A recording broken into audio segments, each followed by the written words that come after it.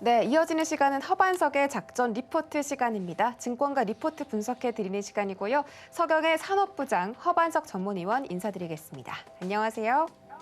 네, 안녕하세요. 네, 반갑습니다.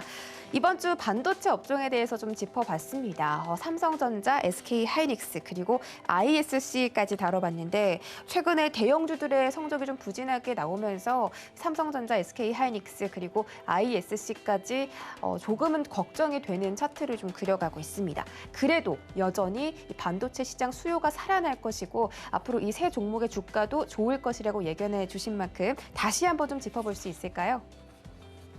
네, 오늘도 반도체 섹터 일주일 리뷰 시작해 보도록 하겠습니다. 이번 주 반도체 업황에 대해서 말씀을 드려오고 있는데요. 반도체 업황을 포인트만 따로 짚어서 말씀을 드려보면요. 가격적으로는 디램 가격의 상승폭을 2018년도 섹터랑 시절과 좀 비교를 해보면 2018년도 디램 가격의 저점부터 고점까지 상승률이 154%였는데 21년도 기준으로 저점 기준 상승폭은 51% 수준이었습니다. 그렇기 때문에 디램 가격 고점을 이야기하기에는 아직 좀 이른 감이 있다라는 말씀으로 디램 가격에 대해서는 좀 말씀을 드릴 수 있을 것 같고요. 그리고 재고에 대한 부분들은 기존 삼성전자나 SK하이닉스가 3주 이상 그리고 6주 정도의 재고를 가지고 있었는데 현재는 약 2주 미만의 재고를 갖고 있습니다. 그리고 서버 수요 측 하이퍼스케일러들도 가격 협상을 위해서 재고에 대한 부분들을 지금까지 이야기를 하지 않고 있는데 아마존, MS, 구글 모두 다 미국 기업이기 때문에 서로 간에는 재고에 대한 이야기들을 나누고 있지 않을까라는 생각들이 듭니다. 그렇기 때문에 수요 측과 공급자 모두 다 재고 상황에 있어서는 좀 낮은 구간이다. 그래서 디램 가격의 바닥을 대부분 내년 2분기, 길어야 내년 2분기에 대한 전망들을 하고 있기 때문에 재고도 낮은 상황이고 디램 가격의 하락이 나온다 하더라도 그 저점은 길어야 내년 2분기다라고 보고 있습니다. 그리고 경기 회복에 따라서 수요도 확대될 것이다 라는 이야기들 나오고 있는데요.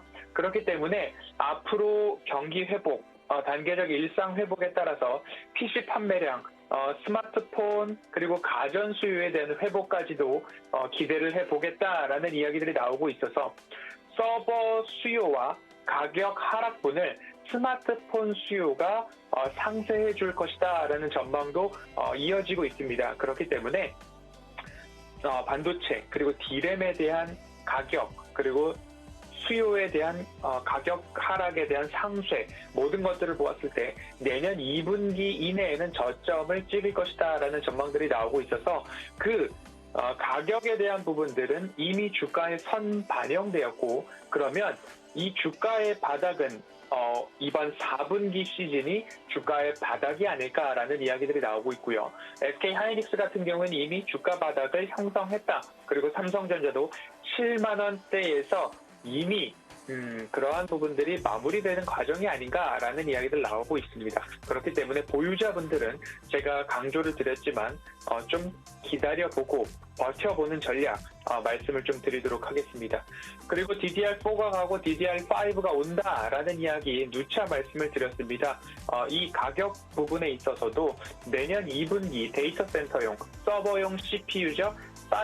사파이어 레피지가 출시가 되고 그리고 현재 인텔의 엘더레이크가 출시가 되어 있는 상황이기 때문에 이제 DDR5의 공급만 남아있다. 그렇기 때문에 양산 초기 수요자의 재고가 전무한 상황이기 때문에 가격 경쟁력 방어가 가능할 것이다 라는 이야기 좀 드렸습니다. 그리고 중요한 부분 중에 하나가 전기자동차에 들어가는 반도체 개수가 많아진다라는 거죠.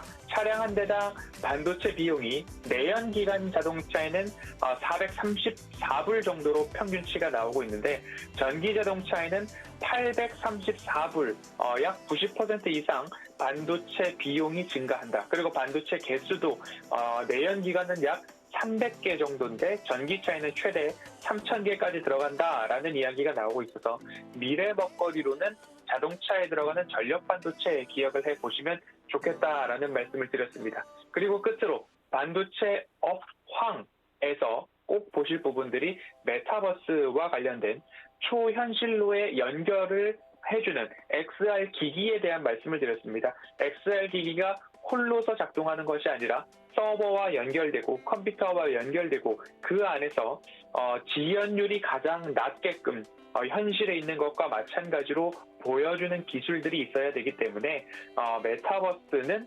반도체와 필수적으로 같이 간다. 그리고 통신과도 같이 간다라는 부분들을 생각해 보신다면 반도체 업황 이제 바닥을 다졌고 또는 다져나가는 과정이기 때문에 오랫동안 1월부터 11월까지 주가가 끊임없이 내렸습니다. 그런데 여기서 이제 포기를 하는 개인 투자자분들이 삼성전자 수급에서 왕왕 나오고 있습니다. 그래서 삼성전자를 제가 말씀을 드릴 때 어떤 결론을 드렸느냐? 손실 구간이지만 삼성전자 반등에 지금 바로 팔아버리기에는 좀 아쉽다. 그렇기 때문에 의미 있는 무언가 한 방을 삼성전자 이재용 부회장이 미국에 가 있잖아요. 그러면 이제 돌아올 때에 돌아와서 그 이후에 어떠한 성과가 있었는지가 좀 나올 때까지 단기적으로라도 반등이 나올 때를 좀 기다리는 게 어떨까 싶습니다. 왜냐하면 1월부터 10월까지 순매수를 이어오던 개인 투자자들이 11월 1일부터 12일까지 10거래일 동안 2,500억 원 이상을 매도를 했습니다. 그렇기 때문에 개인 투자자가 팔아야 주가가 반등한다라는 속설도 있는 만큼 지금 팔아버리기에는 좀 아깝다. 그리고 추가 하락에 대한 우려는 조금 7만 원 지지선이 좀 작용을 하고 있는 모습이기 때문에 의미 있는 한 방을 기다려보자라는 말씀으로 삼성전자 말씀을 드렸고요. 그리고 후공정 섹터 쪽에서는 반도체 후공정 섹터 중 ISC를 말씀을 드렸습니다.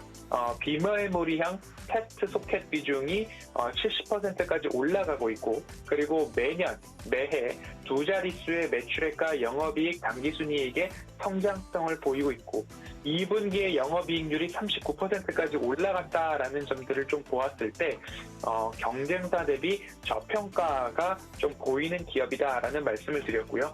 단숨에 내가 지금 바로 따라가기보다는 차트상 저위험 구간에 대한 이야기들을 좀 드렸습니다. 그러면 이 구간에서 내가 다시 접근을 해볼 기회가 오지는 않을까라는 관점으로 좀 보시고요. 혹 내가 현재 ISC를 보유하고 계시다라고 한다면 우상향 추세가 깨지지 않고 가고 있기 때문에 그 부분 참고하셔서 좀 장기적으로 보셔야 된다. 그런데 그 핵심에 무엇이 있느냐를 제가 말씀을 드렸냐면 DDR4가 가고 DDR5가 온다라는 말씀을 좀 드렸습니다. 그 이유 중에 하나는 DDR5로의 전환에서 테스트 소켓 그리고 테스트 보드 쪽에서도의 가격 상승이 있더라. DDR3에서 DDR4로도 올 때 마찬가지였고요. DDR4에서 DDR5로 넘어갈 때에도 비슷한 수준의 가격 상승이 일어날 것이다 라는 말씀을 드렸습니다. 그러면 결국 DDR5가 정착할 때까지 약 2년에서 3년 동안 확대 DDR4의 점유율이 낮아지고 DDR5의 점유율이 100%까지 올라갈 때 약 2년에서 3년의 시계열이 필요합니다. 그렇기 때문에 그 2, 3년 동안 꾸준하게 가격 상승에 대한 효과가 나올 수 있기 때문에 그 부분 지켜보시자라는 말씀을 드렸고요. 이번 주 수요일 작전 리포트를 쉬어갔기 때문에 SK 하이닉스에 대한 이야기 끝으로 결론만 말씀을 드리겠습니다. SK 하이닉스는 SK텔레콤에 분할을 하는데 그 목적이 SK 하이닉스의 M&A 발판 마련도 큰 비중을 차지하고 있다라는 말씀을 드렸기 때문에 SK텔레콤의 거래 재개와 SK 하이닉스의 추가적인 M&A도 지켜보자라는 말씀을 드리겠습니다. 삼성전자는 보유자분들 내년 1분기까지 의미 있는 한 방을 기다려보자.